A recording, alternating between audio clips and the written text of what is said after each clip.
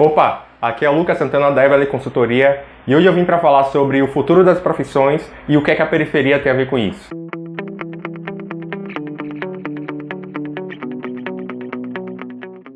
Eu vou começar aqui falando sobre o que é o futurismo. O futurismo é a soma de diversas disciplinas, entre elas programação, estatística e diversas outras, para que a gente tenha a capacidade de prever o que é que vai acontecer no nosso futuro. E hoje eu vou falar basicamente sobre relações de trabalho e como ela vai se moldar ao longo da tecnologia. Um paper de Oxford fala sobre o futuro dos empregos e sua probabilidade de automação. Esse paper pega diversos tipos de habilidades que nós temos, como manipulação, percepção, criatividade, inteligência social e mais alguns outros. Ele pega essas habilidades, essas grandes habilidades, e divide em outras menores, como por exemplo, capacidade de vendas, capacidade de negociação, capacidade de resolução de problemas, manipulação de objetos e mais algumas outras habilidades. Usando algumas fórmulas matemáticas que eu não vou entrar no mérito aqui, esse paper analisa se é possível ou se é provável que uma certa profissão seja substituída ou seja automatizada ao longo do tempo. E como você pode imaginar, as profissões que são mais repetitivas e que possuem menor desafio vão ser as que vão ser automatizadas ao longo do tempo. Esse paper, por exemplo, fala de 2 décadas. Só que ao contrário do que a gente pode imaginar, isso não quer dizer que o trabalho seja fácil ou seja difícil. Tem apenas a ver com sua capacidade de reprodução e padronização ao longo do tempo.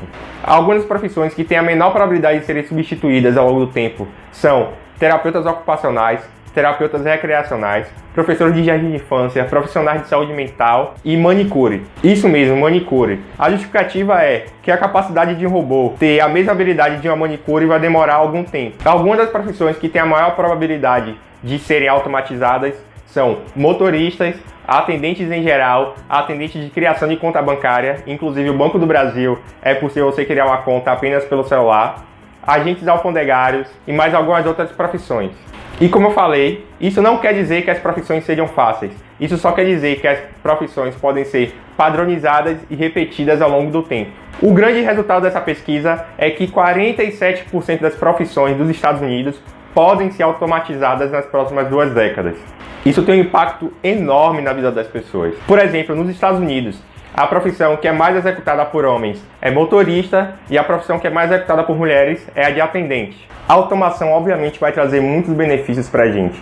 Então, por exemplo, só um dado no Brasil é que por ano morrem uma média de 43 mil pessoas em acidentes de trânsito. Isso dá uma média de mais ou menos 23 pessoas a cada 100 mil habitantes no Brasil. Essa média é altíssima. E a automação pode diminuir esses dados drasticamente. Então, por exemplo, a gente tem um vídeo do Tesla que ele prevê um acidente e diminui a velocidade antes mesmo do acidente acontecer.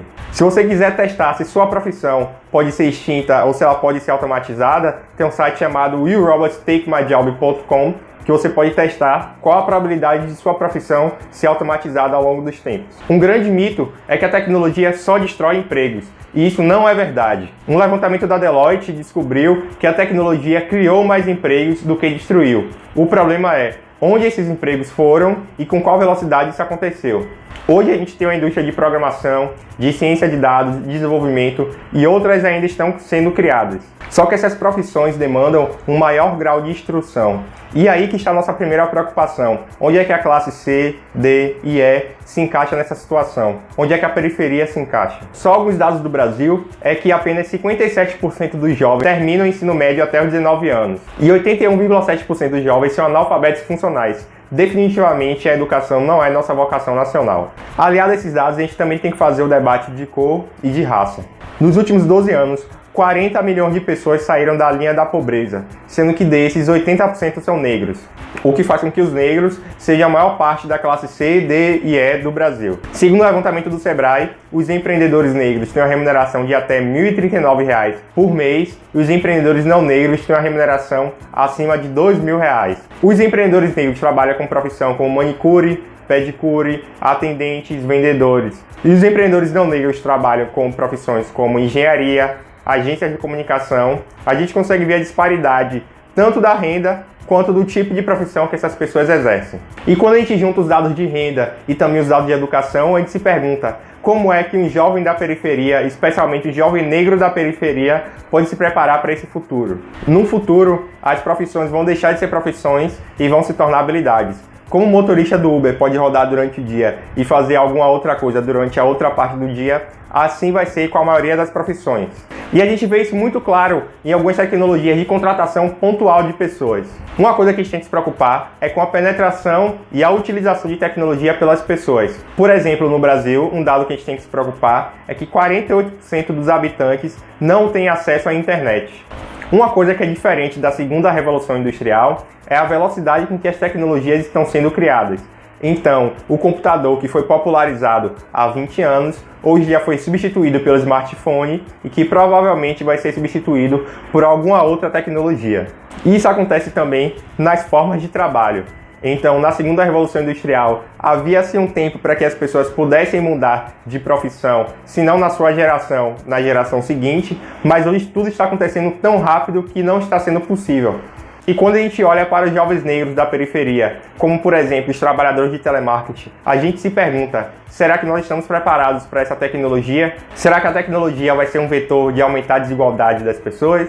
Será que a periferia vai ter um bom futuro? Ou será que nesse futuro vai haver uma periferia ainda maior?